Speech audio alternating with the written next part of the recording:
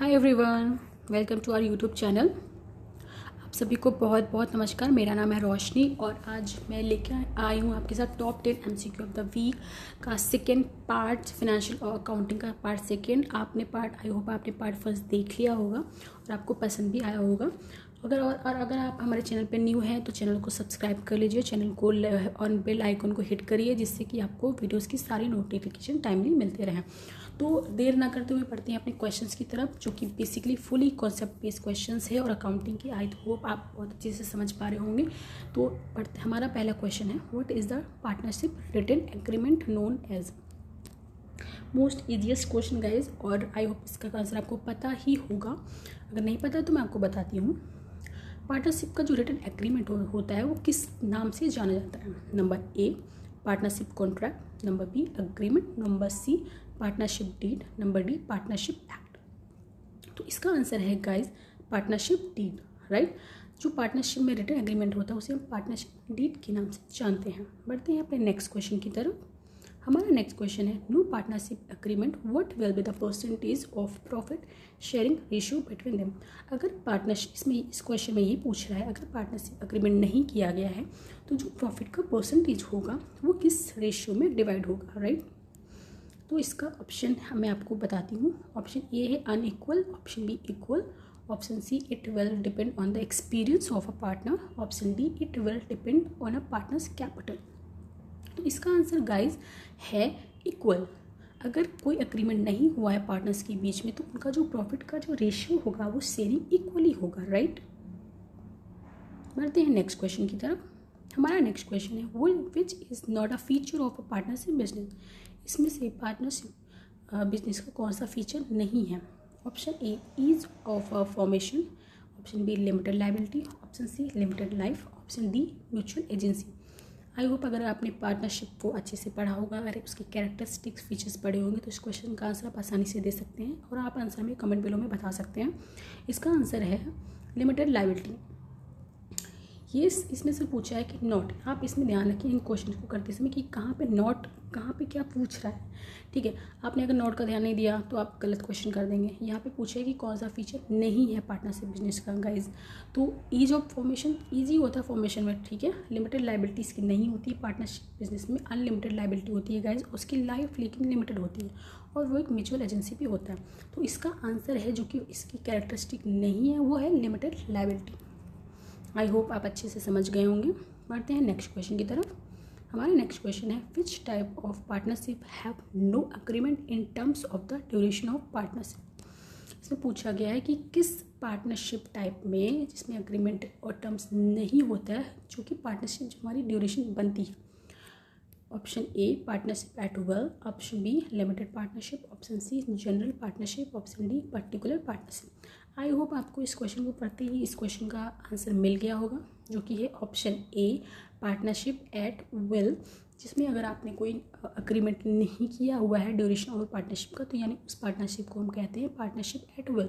यानी जब तक हमारी इच्छा है दोनों पार्टनर्स की या कई पार्टनर्स की तब तक वो बिजनेस चल रहा है। अगर वो इच्छा नहीं होगी तो बिजनेस को ख़त्म भी किया जा सकता है या लिक्विडेट किया जा सकता है।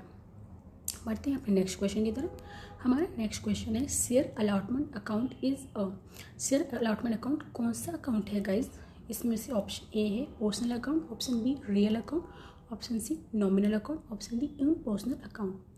इसका आंसर मैं आपको बता दूं, इसका आंसर है पर्सनल अकाउंट, बिकॉज शेयर जो है वो किसी पर्सन को ही अलॉट किए जाएंगे। इसीलिए आप इसको अच्छे से जान सकते हैं कि ये अकाउंट पर्सनल अकाउंट होता है, राइट। तो किसी पर्सनल अकाउंट के बारे में डेफिनेशन तो आप जानते ही होंगे, किसी पर्सन या कंपनी के नेम से भी अकाउंट हो सकता है, इसलिए इसी पर्सनल शेयर अलॉटमेंट जो अकाउंट होगा उसी पर्सनल अकाउंट के नाम से जानते हैं। बढ़ते हैं नेक्स्ट क्वेश्चन की तरफ। हमारा नेक्स्ट क्वेश्चन है, holders of preference share will have a right to vote if the dividend remains in arrears for a period not less than. इस क्वेश्चन में पूछा है गाइस, प्रेफरेंस शेयर जो होते हैं उनको अगर उन्होंने अपने डिविडेंड को एरियर है डिविडेंड पे अपने अमाउंट पे नहीं कर पाए हैं तो कब कब तक उन्हें वोट देने का अधिकार है, जो कि पीरियड लेस देन नहीं हो सकता है गाइज। इसमें ऑप्शन ए है 2 ईयर्स, ऑप्शन बी है 3 ईयर्स, ऑप्शन सी है 6 ईयर्स, ऑप्शन डी है नन ऑफ दीज। तो इसका आंसर बता दूं आपको 2 साल। जी हाँ, 2 साल वो पीरियड ऑफ द टाइम है जिसमें कि प्रेफरेंशियल होल्डर्स को राइट होता है कि वो वोट कर सकते हैं अगर उन्होंने डिविडेंड पे अपने अमाउंट को पे नहीं किया है, उनकी अमाउंट अभी एरियर में चल रही है।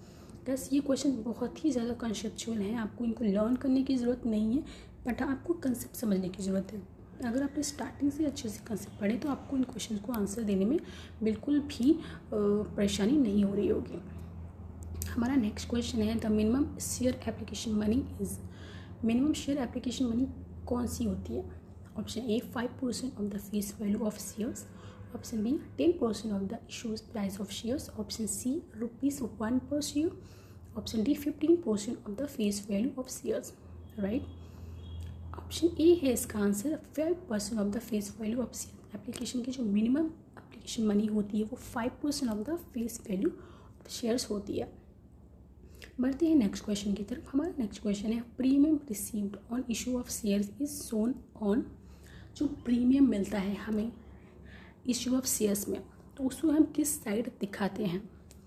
ऑप्शन ए है asset side of the balance sheet, option B liability side of the balance sheet, option C credit side of the PL account, option D debit side of the PL account. Right, तो इसका answer है liability side of the balance sheet. जो premium हमें receive होता है जो share को issue करने में, उसे हम liability side of the balance sheet में दिखाते हैं। राइट, बढ़ते हैं नेक्स्ट क्वेश्चन की तरफ। हमारा नेक्स्ट क्वेश्चन है premium received on issue of shares can not be utilised for. जो प्रीमियम इशू होता है उसकी जो मनी होती है इशू ऑफ शेयर्स में, उसको हम किस में यूटिलाइज नहीं कर सकते हैं? इसमें ये पूछा है which issue of shares can not be utilised for. Option A है for the issue of bonus shares, option B for writing off preliminary expenses, option C for providing minimum payable on redemption, option D for distribution of dividend. तो guys इसका answer मैं आपको बता दूं, इसका answer है for distribution of dividend. जी हाँ, प्रीमियम की जो मनी रिसीव हुई है शेयर्स को इशू करने में, आप उसे यूटिलाइज नहीं कर सकते हैं कि आप उसको डिविडेंड को डिस्ट्रीब्यूट करने में यूटिलाइज कर रहे हैं। आप उनसे वो काम कर सकते हैं, आप कोई बोनस इशू कर सकते हैं, आप प्रीलिमिनरी अपने खर्चे कर सकते हैं, आप पेबल कर सकते हैं प्रीमियम को डिस्ट्रीब्यूशन पर, बट आप डिस्ट्रीब्यूशन ऑफ डिविडेंड नहीं कर सकते हैं। गाइस आई होप आप अच्छे से क्वेश्चन को समझ गए होंगे और ये हमारा क्वेश्चन आज का लास्ट क्वेश्चन था। आई होप ये सारे बहुत ही ज़्यादा कंसेप्चुअल क्वेश्चन है, आपको स्टार्टिंग से पढ़ने की ज़रूरत है। अगर आपको क्वेश्चन स्टार्टिंग में नहीं आया, भूल गए, तो आपको आपकी अपनी एकदम से स्टार्टिंग की बुक जो एंट्री की बुक होती है वहाँ से स्टार्ट करिए, आपको क्वेश्चन सारे के सारे समझ में आ जाएंगे और आपने लेसन्स को अच्छे से एंजॉय भी किया होगा। नोट्स बनाते हुए चलिए और हमारे चैनल को अगर आपने अभी तक लाइक शेयर सब्सक्राइब नहीं किया है तो उसको भी कर दीजिए और आपको सारी की सारी PDF व्हाट्सएप और टेलीग्राम पे जो नंबर स्क्रीन पे फ्लैश हो रहा है आपको उस पर मिल जाएगा। और हमारे चैनल का नाम है अर्न विद विशाल वर्मा। तो आई होप आप चैनल से जुड़ गए होंगे और रेगुलर वीडियोज़ हमारी आ रही हैं, उन्हें देखते रहिए, लाइक भी करते रहिए, शेयर करते रहिए। बस तो हंसते मुस्कुराते रहें, सीखते रहें और देखते रहें earn with Vishal Verma. Thank you so much, have a nice day.